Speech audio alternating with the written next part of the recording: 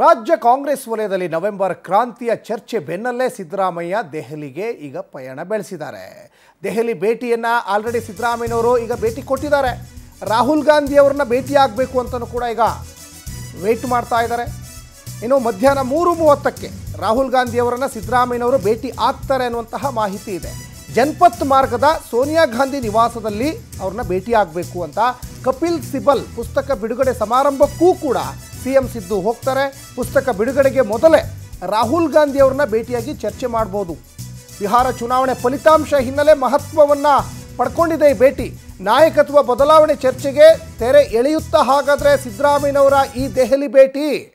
ಒಂದು ಕಡೆ ಮತಚೋರಿ ಅಭಿಯಾನ ಮಾಡಿದ್ರೂ ಕೂಡ ಯಾವುದೂ ವರ್ಕೌಟ್ ಆಗಲಿಲ್ಲ ರಾಹುಲ್ ಗಾಂಧಿ ಅವ್ರದ್ದು ಬಿಹಾರದಲ್ಲಿ ಗೆಲ್ಲಲಿಕ್ಕೆ. ಈಗ ಬಿಹಾರ ಚುನಾವಣೆ ಫಲಿತಾಂಶದ ಮೇಲೆ ರಾಜ್ಯ ರಾಜಕಾರಣ ನಿಂತಿದೆ ಅನ್ನುವಂಥ ಮಾತುಗಳು ಕೂಡ ನಡೀತಾ ಇತ್ತು. ಹಾಗಾಗಿ ಬಿಹಾರ ಚುನಾವಣೆಯ ಎಫೆಕ್ಟ್ ಹೇಗೆ ಕರ್ನಾಟಕ ರಾಜಕಾರಣದ ಮೇಲೆ ಬೀಳುತ್ತೆ ಅನ್ನೋದು ಕುತೂಹಲ ಇದೆ.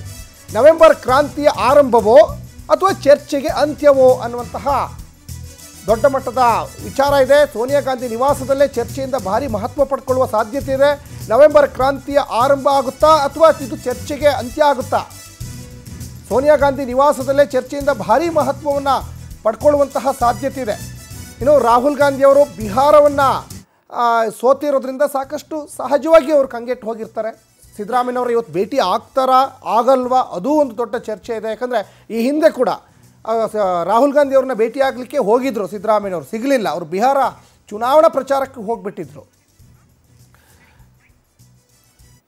ಈ ಬಗ್ಗೆ ಹೆಚ್ಚಿನ ಡೀಟೇಲ್ಸನ್ನು ನಮ್ಮ ದೆಹಲಿ ಪ್ರತಿನಿಧಿ ಸಂತೋಷ್ ಕೊಡ್ತಾ ಹೋಗ್ತಾರೆ. ಸಂತೋಷ್, ರಾಜ್ಯ ರಾಜಕಾರಣದಲ್ಲಿ ನವೆಂಬರ್ ಕ್ರಾಂತಿ ದೊಡ್ಡ ಮಟ್ಟದಲ್ಲಿ ಚರ್ಚೆ ಆಗ್ತಾ ಇರುವ ಬೆನ್ನಲ್ಲೇ ಈಗ ಸಿದ್ದರಾಮಯ್ಯನವರು ರಾಹುಲ್ ಗಾಂಧಿ ಅವ್ರನ್ನೇ ಖುದ್ದಾಗಿ ಭೇಟಿ ಆಗಲಿಕ್ಕೆ, ಪುಸ್ತಕ ಬಿಡುಗಡೆ ಸಮಾರಂಭಕ್ಕೆ, ಹೀಗೆ ನಾನಾ ಕಾರ್ಯಕ್ರಮಗಳಿಗೆ ಈಗ ಭೇಟಿ ಕೊಟ್ಟಿದ್ದಾರೆ. ಈ ಭೇಟಿ ಯಾವ ತಿರುವು ಪಡ್ಕೊಳ್ಬೋದು ರಾಜ್ಯ ರಾಜಕಾರಣದ ಮೇಲೆ ಅಂತ ಸಂತೋಷ್? ಸಚಿನ್, ಹಲವು ದಿನಗಳ ಬಳಿಕ ದೆಹಲಿಗೆ ಆಗಮಿಸಿರುವಂತಹ ಮುಖ್ಯಮಂತ್ರಿ ಸಿದ್ದರಾಮಯ್ಯನವರು ಕೆಲ ಕ್ಷಣಗಳ ಹಿಂದಷ್ಟೇ ರಾಹುಲ್ ಗಾಂಧಿ ಅವರ ಭೇಟಿಗೂ ಕೂಡ ಈಗಾಗಲೇ ತೆರಳಿದ್ದಾರೆ. ಸೋನಿಯಾ ಗಾಂಧಿ ಅವರ ನಿವಾಸದಲ್ಲಿರುವಂತಹ ರಾಹುಲ್ ಗಾಂಧಿ ಸಹಜವಾಗಿ ಬಿಹಾರ ವಿಧಾನಸಭಾ ಚುನಾವಣೆಯ ಫಲಿತಾಂಶದ ಒಂದು ಆತ್ಮಾವಲೋಕನ ಸಭೆಯಿಂದ ಈಗಷ್ಟೇ ರಾಹುಲ್ ಗಾಂಧಿ ಕೂಡ ಆಗಮಿಸಿರುವಂತದ್ದು. ಹಾಗಾಗಿ ಕೆಲ ಕ್ಷಣಗಳ ಹಿಂದಷ್ಟೇ ತೆರಳಿರುವಂತಹ ಸಿದ್ದರಾಮಯ್ಯ ಸಹಜವಾಗಿ ರಾಜ್ಯದ ರಾಜಕೀಯ ವಿದ್ಯಮಾನಗಳ ಬಗ್ಗೆ ಕೂಡ ಮಾತುಕತೆಗಳನ್ನ ನಡೆಸ್ತಾರೆ ಅನ್ನೋದ್ರ ಬಗ್ಗೆ ಹೇಳಲಾಗ್ತಾ ಇದೆ. ಜೊತೆಗೆ ನವೆಂಬರ್ ಕ್ರಾಂತಿಯ ಬಗ್ಗೆ ದೊಡ್ಡ ಮಟ್ಟದಲ್ಲಿ ಚರ್ಚೆಗಳಾಗ್ತಾ ಇತ್ತು ರಾಜ್ಯದಲ್ಲಿ. ಆದ್ರೆ ಆ ವಿಷಯದ ಬಗ್ಗೆ ಯಾವ ರೀತಿಯಾದಂತಹ ಕ್ರಾಂತಿ ಅಂದ್ರೆ ಯಾವ ಮಟ್ಟಿಗೆ ಕಾಂಗ್ರೆಸ್ ನಲ್ಲಿ ಆಗುತ್ತೆ ಅನ್ನೋದ್ರ ಬಗ್ಗೆ ಒಬ್ಬೊಬ್ಬರು ನಾಯಕರು ಒಂದೊಂದು ರೀತಿಯಾಗಿ ವ್ಯಾಖ್ಯಾನವನ್ನು ಕೂಡ ಮಾಡ್ತಾ ಇದ್ರು. ಆದ್ರೆ ಸಿದ್ದರಾಮಯ್ಯನವರು ಸಚಿವ ಸಂಪುಟ ವಿಸ್ತರಣೆ ಅಥವಾ ಪುನರ್ರಚನೆ ಮಾಡುವ ಕುರಿತಾಗಿ ಚರ್ಚೆನ ಮಾಡುವಂತ ಸಾಧ್ಯತೆಗಳನ್ನ ನಿರೀಕ್ಷೆ ಮಾಡಬಹುದಾಗಿದೆ. ಒಂದು ವೇಳೆ ನವೆಂಬರ್ ನಲ್ಲಿ ಕ್ರಾಂತಿ ಆಗುತ್ತೆ ಅಂತ ಹೇಳಿದ್ರೆ ದೊಡ್ಡ ಮಟ್ಟದ ಬದಲಾವಣೆಗಳಾಗಬೇಕಾಗತ್ತೆ.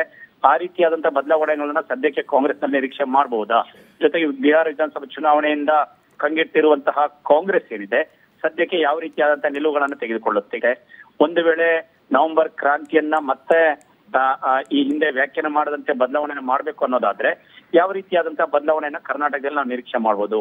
ಒಂದು ವೇಳೆ ಮುಖ್ಯಮಂತ್ರಿ ಗಾದಿಯನ್ನ ಬದಲಾವಣೆ ಮಾಡೋದಕ್ಕೆ ಹೈಕಮಾಂಡ್ ಮುಂದೆ ಆಗುತ್ತಾ? ಈ ರೀತಿಯ ಹಲವು ಚರ್ಚೆಗಳು ಕೂಡ ಈಗಾಗಲೇ ಚಾಲ್ತಿಯಲ್ಲಿ ಇರುವಂತದ್ದು. ಒಂದು ವೇಳೆ ಸಿದ್ದರಾಮಯ್ಯನವರನ್ನ ಬದಲಾವಣೆ ಮಾಡುವಂತ ಹಂತಕ್ಕೆ ಹೈಕಮಾಂಡ್ ಮುಂದಾಗುತ್ತಾ? ಆ ರೀತಿಯ ಯೋಚನೆಯಲ್ಲಿ ಸದ್ಯಕ್ಕೆ ಇದೆಯಾ? ಬಿಹಾರ ಫಲಿತಾಂಶದಲ್ಲಿ ಕೊಂಚ ಮಟ್ಟಿಗೆ ನೀರಸ ಪ್ರದರ್ಶನವನ್ನು ತೋರಿದ್ದೇ ಆದಲ್ಲೂ ಕೂಡ ಕಾಂಗ್ರೆಸ್ ಒಂದು ಸ್ಟೆಪ್ ಅನ್ನು ತೆಗೆದುಕೊಳ್ಳುವಂತ ಸಾಧ್ಯತೆಗಳನ್ನು ನಿರೀಕ್ಷೆ ಮಾಡಬಹುದಾಗಿತ್ತು. ಆದ್ರೆ ಸದ್ಯಕ್ಕೆ ಈ ರೀತಿಯಾದಂತಹ ದಿಢೀರ್ ನಿರ್ಧಾರಗಳನ್ನ ತೆಗೆದುಕೊಳ್ಳುವಂತ ಸಾಧ್ಯತೆಗಳು ತೀರಾ ಕಡಿಮೆ ಅನ್ನುವಂಥದ್ದನ್ನು ಕೂಡ ಹೇಳ್ಬಹುದು. ಮತ್ತೊಂದು ಕಡೆಗೆ ಹಲವು ದಿನಗಳ ಬಳಿಕ ರಾಹುಲ್ ಗಾಂಧಿ ಅವರನ್ನು ಭೇಟಿ ಮಾಡ್ತಾ ಇರೋದ್ರಿಂದ ಸಹಜವಾಗಿ ನಾನಾ ರೀತಿಯಾದಂತಹ ರಾಜಕೀಯ ಚರ್ಚೆಗಳ ಜೊತೆಗೆ ದೇಶಾದ್ಯಂತ ಈಗ ವೋಟ್ ಚೋರಿಯನ್ನ ಬಗ್ಗೆ ಬಿಹಾರದಲ್ಲಿ ದೊಡ್ಡ ಮಟ್ಟದಲ್ಲಿ ಸಂಚಲನ ಹುಟ್ಟು ಹಾಕಿದ್ದಂತಹ ರಾಹುಲ್ ಗಾಂಧಿ ಅದನ್ನ ಬೇರೆ ಬೇರೆ ರಾಜ್ಯಗಳಲ್ಲಿ ಎಷ್ಟು ಮಟ್ಟಿಗೆ ತೆಗೆದುಕೊಂಡು ಹೋಗ್ಬೇಕು ಅನ್ನೋದ್ರ ಬಗ್ಗೆ ಕೂಡ ಚರ್ಚೆ ಮಾಡಿಸುವಂತ ಸಾಧ್ಯತೆಗಳಿರುತ್ತೆ. ಕೆಲವೊಂದಿಷ್ಟು ಇನ್ಪುಟ್ಗಳನ್ನ ಚುನಾವಣಾ ಆಯೋಗದ ವಿರುದ್ಧ ಎಷ್ಟು ಮಟ್ಟಿಗೆ ಸಮರವನ್ನ ಸಾರಬಹುದು. ಈಗಾಗಲೇ ಈ ರೀತಿಯಾದಂತಹ ಒಂದು ಅಭಿಪ್ರಾಯಗಳನ್ನ, ಸಲಹೆಗಳನ್ನ ಸಿದ್ದರಾಮಯ್ಯನವರಿಗೆ ನೀಡುವ ಸಾಧ್ಯತೆಗಳನ್ನ ನಿರೀಕ್ಷೆ ಮಾಡಬಹುದಾಗುತ್ತೆ. ಕರ್ನಾಟಕದಲ್ಲೂ ಕೂಡ ವೋಟ್ ಚೋರಿಯ ಬಗ್ಗೆ ಆಳಂದ ಇರ್ಬೋದು, ಜೊತೆಗೆ ಮಹದೇವಪುರದಲ್ಲೂ ಕೂಡ ಆಗಿರುವಂತವ್ರ ಬಗ್ಗೆ ಈಗಾಗಲೇ ಮಾಹಿತಿಗಳನ್ನ ಹೈಕಮಾಂಡ್ ತರಿಸಿಕೊಂಡಿತ್ತು. ಮುಂದುವರಿದ ಭಾಗವಾಗಿ ಯಾವ ರೀತಿಯಾದಂತಹ ಹೋರಾಟಗಳಾಗಬೇಕು ಅನ್ನೋದ್ರ ಬಗ್ಗೆ ಚರ್ಚೆಗಳನ್ನ ಇವತ್ತಿನ ಒಂದು ಭೇಟಿಯಲ್ಲಿ ನಿರೀಕ್ಷೆ ಮಾಡಬಹುದಾಗಿದೆ. ಧನ್ಯವಾದ ಸಂತೋಷ್ ತಮ್ಮೆಲ್ಲ ಡೀಟೇಲ್ಸ್ಗಾಗಿ.